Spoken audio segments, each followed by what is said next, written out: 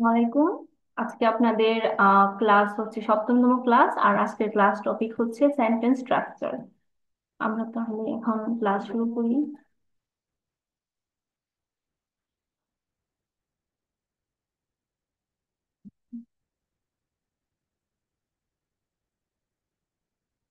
আজকের class topic sentence structure, যার মানে বলাই হচ্ছে জার স্ট্রুকটুয়া। আর আজকে আমরা যা যা শিখবো শিখবো হচ্ছে আউসাগে জেটস মানে কি স্টেটমেন্ট সেন্টেন্স, ভেব ফ্রাগে ডাব্লিউএইচ কোশ্চেন কিভাবে করব, ইয়া নাইন ফ্রাগে ইয়েস নো কোশ্চেন কিভাবে করব। এখন ফার্স্টে আমরা দেখবো হচ্ছে আউসাগে জেটস। আচ্ছা, এই ফার্স্টে আউসটাকে জার্স শেখার জন্য আমাদের কয়েকটা রুলস জানা থাকা লাগবে। রুলস ওয়ান, জার্মান ভাষায় বাক্য গঠনের ক্ষেত্রে ভার্ব সবসময় কনজুগেটেড হয়ে দ্বিতীয় পজিশনে বসবে। অর্থাৎ ভার্বটা সবসময় আমরা যদি সেন্টেন্স মানে গঠন করতে চাই তাহলে ভার্ব সবসময় সেকেন্ড পজিশনে থাকবে। যেমন ইশ লেয়ানে ডয়েচ, আমি জার্মান ভাষা শিখতেছি। এই যে লেয়ানে, এখানে লেয়ানে মানে কি শেখা, আর এই ভার্বটা কি হয়েছে ইশের সাথে কনজুগেশন হইয়া সেকেন্ড পজিশনে বসছে, তাই না? জি। মানে এটা বুঝতে পারছেন যে আমরা আমাদেরকে এটা মনে রাখতে হবে বাক্য গঠনের সময়, যে জার্মান ভাষায় বাক্য গঠনের ক্ষেত্রে ভার্ব সব সময় কনজুগেটেড হয়ে মানে সাবজেক্ট অনুযায়ী কনজুগেটেড হয়ে সেকেন্ড পজিশনে বসবে। যেমন আমি দেখাই। ইস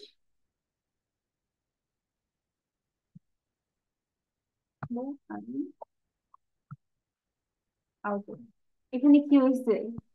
আহ একটু বড় করে লেখেন। হ্যাঁ, আমি একটু বড় করে দিচ্ছি। আচ্ছা,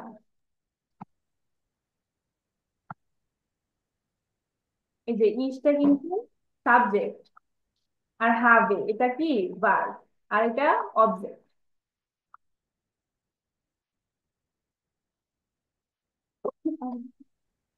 এই যে ইস আজকের ক্লাসের টপিক কি আজকের ক্লাসের?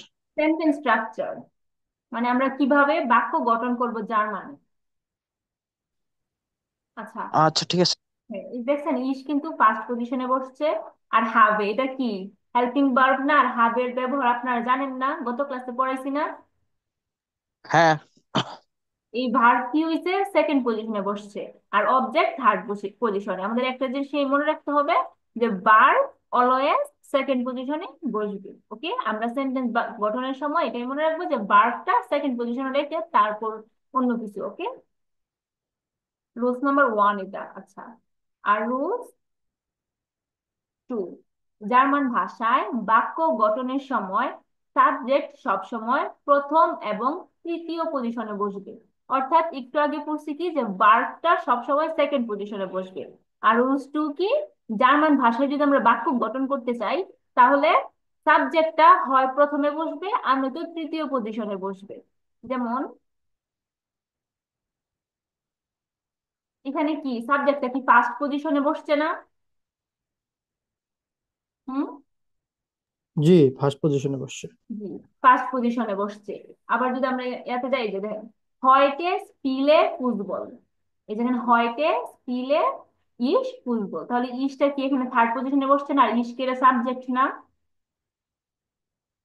জি। আমি আবার এখানে দেখাই আপনাকে। হয়টে স্পিলে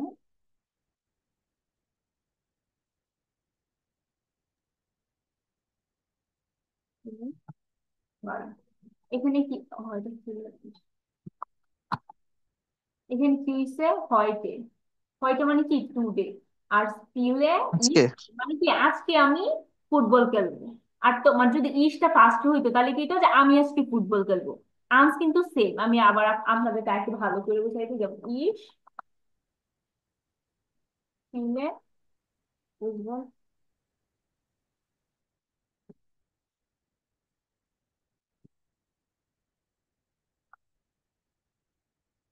এখানে কি হয়েছে যে হয়তে স্পিলে ইস ফুটবল মানে কি আজকে আমি ফুটবল খেলবো, আর নিচের মিনিংটা হচ্ছে আমি আজকে ফুটবল খেলবো।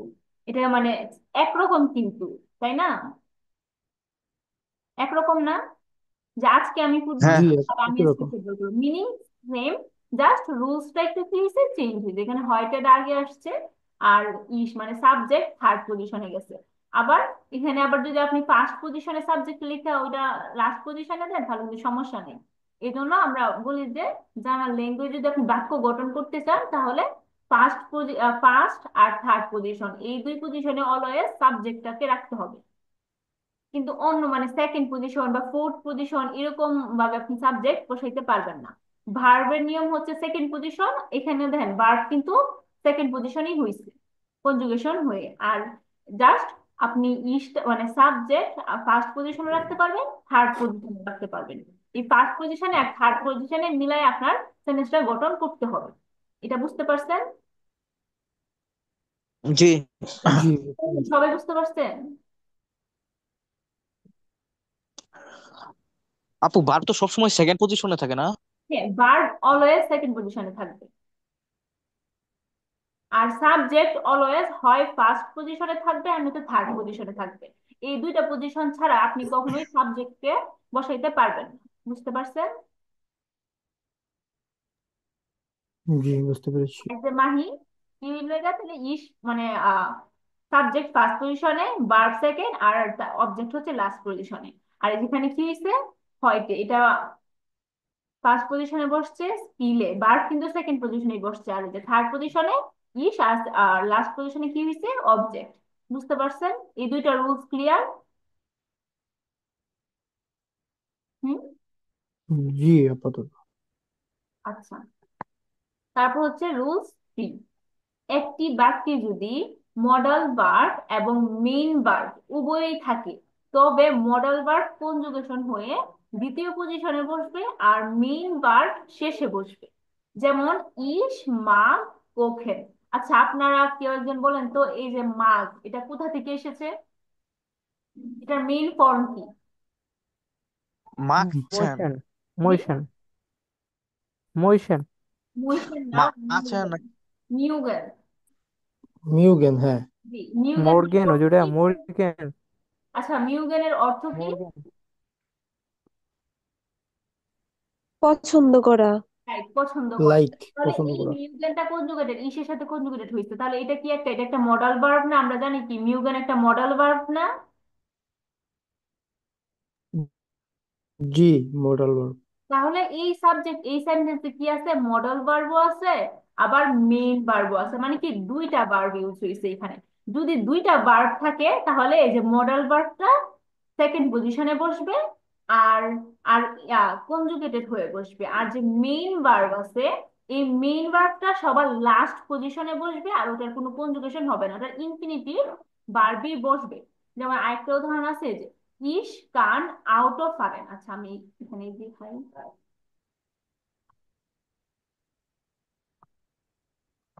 ইস কান আউট অফ ফারেন মানে কি, আমি ড্রাইভ করতে পারি। ফারেন অর্থ হচ্ছে ড্রাইভ, আমি গাড়ি ড্রাইভ করতে পারি। এখানে কি হচ্ছে, সাবজেক্ট কিন্তু ফার্স্ট পজিশনে বসছে, যেহেতু এখানে দুইটা ভার্ব। কান অর্থ হচ্ছে মানে কোনেন থেকে কিন্তু কান আসছে, আর এই খুনেন অর্থ কি, পারা। আর এই যে কান, হ্যাঁ। ড্রাইভ, তাহলে এই পারা। মডাল ভার্বটা কিন্তু কনজুগেটেড হয়ে সেকেন্ড পজিশনে বসছে। আর এই যে মেইন ভার্বটা কিন্তু একদম লাস্ট পজিশনে বসছে, আর এটার কখনো কোনো কনজুগেশন হবে না, এটা ইনফিনিটিভ ভার্বেই থাকবে। ক্লিয়ার? হুম। জি, ক্লিয়ার। আচ্ছা, তাহলে যে তিনটা রুলস, এই তিনটা রুলস। অতএব হচ্ছে গিয়ে মডাল ভার্ব সেকেন্ড পজিশনে। আপু, অতএব হচ্ছে কি মডাল ভার্ব সবসময় সেকেন্ড পজিশনে, আর হচ্ছে কি মেইন ভার্ব শেষে। হ্যাঁ, আর মডাল ভার্বটা কনজুগেশন হয়ে বসবে, আর মেইন ভার্বটা তখন মডাল ভার্ব কনজুগেশন হবে না। কনজুগেশন। জি। আচ্ছা, আমরা মেইন ভার্বটা মেইন ভার্বই থাকবে। হ্যাঁ মেইন ভার্বই থাকে। আচ্ছা, এখন আমরা কয়েকটা উদাহরণ দেখে নিই। যেমন এখানে কি আছে, ইস হাবে আইন আউটো। আমার একটি গাড়ি আছে। এই যে ইস হচ্ছে সাবজেক্ট, আমরা যেমন দেখছি যে সাবজেক্ট ফার্স্ট পজিশনে বসবে, আর এই যে হাবে হচ্ছে ভার্ব সেকেন্ড পজিশন, আইন আউটো হচ্ছে অবজেক্ট। আচ্ছা, আরেকটা কথা, সাবজেক্টকে জার্মানে বলা হয় হচ্ছে জুবিয়েট। ওকে, সাবজেক্ট কে বলা হয় হচ্ছে জুবিয়েট, ভার্ব কে বলা হয় হচ্ছে ভিয়ার্ব, আর অবজেক্টকে বলা হয় হচ্ছে অবজেক্ট। বুঝতে পারছেন? আমি এখানে লিখে দিই, আপনার একটু স্ক্রিনশট নিয়ে নিন।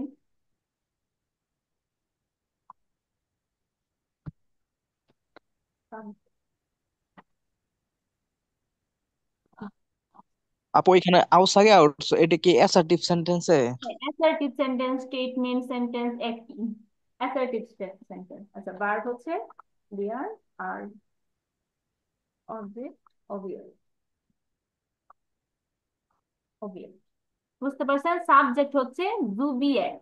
কারণ এখানে জুবিয়েক্ট হয়েছে কেন, যেটা কিন্তু ইয়ট, যে কিন্তু বলা হয় ইয়ট, এই জন্য এখানে কি হয়েছে জুবিয়েক্ট। আর ভার্ব বিয়ার, অবজেক্ট অবজেক্ট। বুঝতে পারছেন? হ্যাঁ। আচ্ছা, তারপরে কি আছে? ডু হাস্ট আইন হাউস, তোমার একটি বাড়ি আছে। এই যে ডু, ডু কি সাবজেক্ট না, এই জন্য এটা কি হয়েছে ফার্স্ট পজিশনে বসছে। হাস্ট ভার্ব, এই জন্য এটা কনজুগেশন হয়ে সেকেন্ড পজিশনে বসছে। আইন হাউস এটা কি অবজেক্ট মানে অবজেক্ট, তাই না? এই জন্য এটা লাস্টে বসছে। তারপর আরো উদাহরণ আছে। এটা হচ্ছে জি, জিন পেহারাইটেড, মানে কি সে বিবাহিত। সে না, সরি, আপনি বিবাহিত, এরকম যে জি জি পেয়ারাইটেড। তাহলে সাবজেক্ট প্লাস ভার্ব প্লাস কি সে অবজেক্ট, সাবজেক্ট ফার্স্ট পজিশনে বসছে, ভার্ব। আচ্ছা, এই জিনটা কোথা থেকে আসছে, কে বলতে পারবে? জেন ভার্ব থেকে। জি, জায়ান ভার্ব থেকে, Zayan verb. Right, Zain verb থেকে আসছে। আচ্ছা, জি জিন পেয়ারাইটেড, মানে পেয়ারাইটেড মানে হচ্ছে কি ম্যারিড, মানে আপনি বিবাহিত। এখানে এই যে পেয়ারাইটেড এটা অবজেক্ট হিসেবে আসছে। এই যে এখানে কি হয়েছে দেখেন, ইয়েস্ট স্পিলে ইস, মানে কি এখন আমি খেলতেছি, এখন আমি খেলতেছি, এই জন্য কি হয়েছে ইয়েস্ট মানে হচ্ছে এখন, এটা ফার্স্ট পজিশনে বসছে। স্পিলে ভার্ব কিন্তু সেকেন্ড পজিশনে, আর এই যে ইস থার্ড পজিশনে। আমরা কি এটা জানতাম না যে ইস কিন্তু থার্ড পজিশনে বসানো যায় আবার ফার্স্ট পজিশনে বসানো যায়।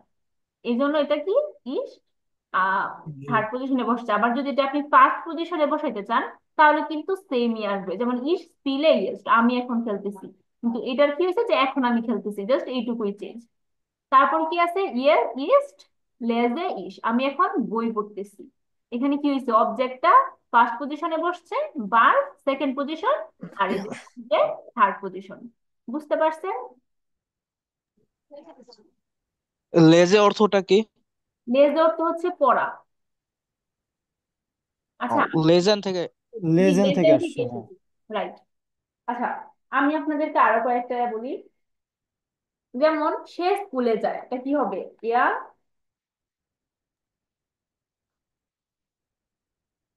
এর গেহেন। টু আর স্কুলে।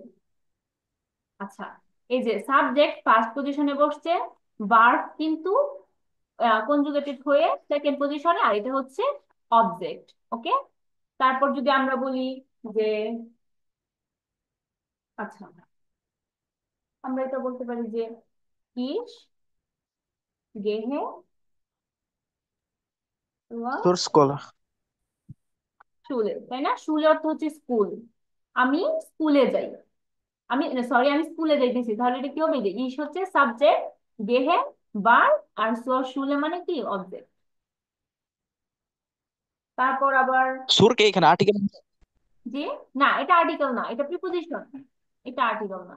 আর্টিকেল তিনটা আর এরকম আপনার, প্রিপোজিশন কয়টা আছে? জি প্রিপোজিশন এরকম কয়টা আছে? প্রিপোজিশন, প্রিপোজিশন ক্লাস হবে। প্রিপোজিশন অনেকগুলো, অ্যাকুজাটিভের প্রিপোজিশন আছে, ডাকটিভের প্রিপোজিশন আছে। এখন যদি আমরা ওই প্রসঙ্গে যাই তাহলে মানে হিবিজিবি লেগে যাবে, তাই আপাতত প্রিপোজিশনে না যাই। ওকে, আচ্ছা। তারপর আবার যদি আমি বলি যে আম, তুমি স্কুলে যাও, তাহলে আমরা কিভাবে লিখবো? হুম, ডু ডু। গেস্ট সুর শুলে। ডু গেস্ট টু শুলে, শুলে। তারপর যদি আমরা লিখি যে আমরা খেলতেছি, তাহলে আমরা কিভাবে লিখবো?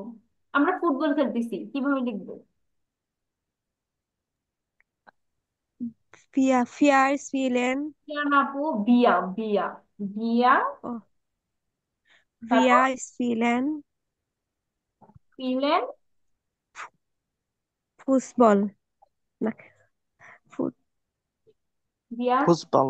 ফুটবল। হ্যাঁ, wir spielen ফুটবল। তারপর যদি আমরা বলি যে আমি রান্না করি, তাহলে Ich, ইস ich koche, ইস এ কোনে? ich কোনে কেন ko, হবে? কুকি, কোনে না, কোখেই কোকে। হবে। ich কোখে। koche. আচ্ছা, ইস কোকে ফ্লাইশ, আমি মাছ রান্না করতেছি। তারপর যদি বলি যে তুমি মাছ রান্না করতেছো, তাহলে কিভাবে লিখবো? ডু কোকড, বক্স। ডু কোকড কোকড ফ্লাইশ। ফ্লাইশ। ফ্লাইশ, ফ্লাইশ অর্থ মাছ। ওকে। তারপর যদি আমরা, ও সরি, ফ্লাইশ অর্থ তো মাংস, ফিশ, FISH, ফিশ। ফিশ অর্থ হচ্ছে মাছ। ওকে। আর ফ্লাইশ অর্থ হচ্ছে মাংস, sorry, I am so sorry. তারপর আবার যদি আমরা বলি যে তারা রান্না করতেছে, তারা মাছ রান্না করতেছে, তাহলে আমরা এটা কিভাবে বলবো? Ja, ইয়া, জি। ইয়ার, তারপর ইয়ার অর্থ সে না? ja, ইয়ার, IASR. ইয়ার, Cook ও, নাকি? ফিশ। ও ফিশ, তারা রান্না করতেছে, তারা মাছ রান্না করতেছে। তারপর যদি আমরা বলি যে তুমি কলম টিপ দাও, তাহলে আমরা কিভাবে বলবো? তুমি কলম টিপ দাও, এরকম যদি কোনো ইয়া থাকে যে তুমি এটা দাও সেটা দাও। আচ্ছা, আমি বাংলাতে লিখে দিলাম।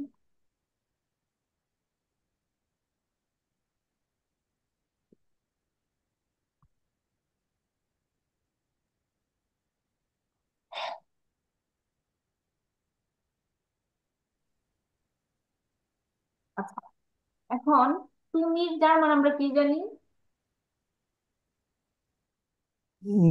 ডু। আর পাঁচটি কি বসাতে হবে? সাবজেক্ট না? হ্যাঁ, সাবজেক্ট। টু। তাহলে ডু, ডু। তারপর কি বসাবো? ভার্ব। তারপর হচ্ছে কি সাবজেক্ট, ভার্ব। ভার্ব সেকেন্ড পজিশনে অলওয়েজ ভার্ব থাকবে, তাহলে এটা ভার্ব। গিফট। গিভেন থেকে গিফট আসছে, বুঝতে পারছেন? এই যে এসটি, ডু গিভ। গিফটস। তারপর কি ডু হবে? অবজেক্ট না? গিফট, অবজেক্ট। আচ্ছা, ডু গিফট, দেন স্টিপ। স্টিপ অর্থ কি? কলম। স্টিপ অর্থ কলম। ডু গিফট ড্যাম স্টিপ, আর ড্যামটা হচ্ছে আর্টিকেল। ওকে। ডু গিফট ড্যাম স্টিপ, তুমি কলমটি দাও। তারপর যদি আমরা বলি যে তুমি বোতলটি দাও, তাহলে আমরা কিভাবে লিখবো? বোতলের, ডু ডু গিফট। গিভ, আচ্ছা, ডিটা আসে গিফট। না, ডিটা আসে না, ডি ফ্লাশে। হ্যাঁ, ফ্লাশে।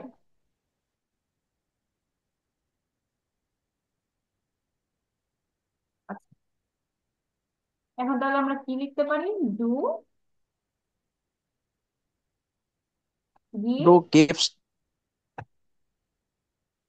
ডি ডি, ফ্লাশে। ডি ফ্লাশে। ডু গিফট ডি ফ্লাশে, ফ্লাশে অর্থ হচ্ছে বোতল। তাহলে আমরা এখন কি কার কাছ থেকে কিছু চাইতে পারবো না যে তুমি এটি দাও, তুমি এটা দাও? আচ্ছা, যদি আমরা বলি যে উম, আচ্ছা, তাহলে আমরা তো এটা বলতে পারবো, তাই না? এখন কার কাছ থেকে কিছু চাইতে পারবো না, যে এটি দাও, বোতল দাও, হ্যাঁ। ল্যাপটপ দাও। আচ্ছা, তাহলে মোটামুটি কি আউজ আগের জার্সটা আপনাদের হইছে? মানে আমরা যে কিভাবে একদম সিম্পল সেন্টেন্স গুলা গঠন করব। ফার্স্টে আমাদের মাথায় রাখতে হবে ভার্ব সেকেন্ড পজিশনে বসবে। দ্বিতীয়তে মাথায় রাখতে হবে যে সাবজেক্ট আমরা ফার্স্ট পজিশনে বসাইতে পারবো, আবার থার্ড পজিশনেও বসাইতে পারবো। কিন্তু এই ফার্স্ট আর থার্ড পজিশন ছাড়া কখনোই সাবজেক্ট অন্য কোথাও বসবে না। ওকে। আর হুম। থার্ড হচ্ছে আপনাদের মনে রাখতে হবে যে মডাল ভার্ব, আর একটা হচ্ছে মডাল ভার্ব হোক আর হেল্পিং ভার্ব মানে হ্যাভ এন্ড জাইন ভার্ব হোক। দুইটা ভার্ব এরকম যদি ভার্ব থাকে, মানে একসাথে দুইটা ভার্ব থাকলে আগে মডাল ভার্বটা কনজুগেটেড হয়ে সেকেন্ড পজিশনে বসবে, আর থার্ড পজিশনে একদম লাস্ট পজিশনে বসবে হচ্ছে মেইন ভার্ব। এটা নিয়ে তো ক্লিয়ার, তাই না? এই আও যা হ্যাঁ। নিয়ে ক্লিয়ার না আপনারা? হ্যাঁ। আচ্ছা, তাহলে আমি যদি বাকিগুলা শুরু করি তাহলে আমার এই টাইমে হবে না। আমি লিঙ্কটা আপাতত এটা ক্লোজ করে দিয়ে আবার একটা নতুন লিঙ্ক দিই। জি, দিতে জি পারেন। আচ্ছা, আর আপনাদের যদি এইটার মধ্যে প্রবলেম থাকে আপনারা কিন্তু এখনো বলতে পারেন। যতটুকু টাইম আছে আমি আরো একটু ক্লিয়ার করে দেওয়ার চেষ্টা করি। প্রবলেম আপু, এই যে এখান থেকে শব্দের অর্থগুলা মানে কোন থেকে শিখবো আর কি? কোনগুলো? শব্দের অর্থগুলা, হ্যাঁ? আর্টিকেল আর্টিকেল সহ শব্দের অর্থগুলা। ও, আর্টিকেল সহ, আচ্ছা। আপনি মনে করেন প্রত্যেকটা নাউনের আগে কিন্তু আর্টিকেল থাকে, যার মানে প্রত্যেকটা নাউনের আগে আপনি আর্টিকেল পাবেন। আপনি যদি একটা ওয়ার্ড আপনি করেন নাউন কোনো, এটার আগে এমনিতে আর্টিকেল থাকবে, আপনি আর্টিকেল সহ নাউনটা শিখবেন তাহলেই হবে, এটা আলাদা করে আপনার মুখস্থ করতে হবে না। বুঝতে পারছেন? মানে ওয়ার্ডের আগে আর্টিকেল থাকবে, যেমন ফ্লাশের আগে এমনিতে আপনি ডিটা পেয়ে যাবেন, ডি ফ্লাশে। তখন আপনি এটা সহকারে মুখস্থ করবেন যে ডি ফ্লাশে অর্থ হচ্ছে বোতল। তারপর ল্যাপটপ, ল্যাপটপ হচ্ছে ডেন ল্যাপটপ, এরকম।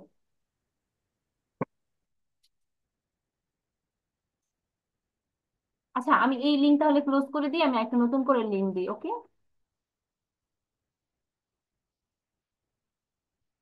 আচ্ছা, ঠিক আছে।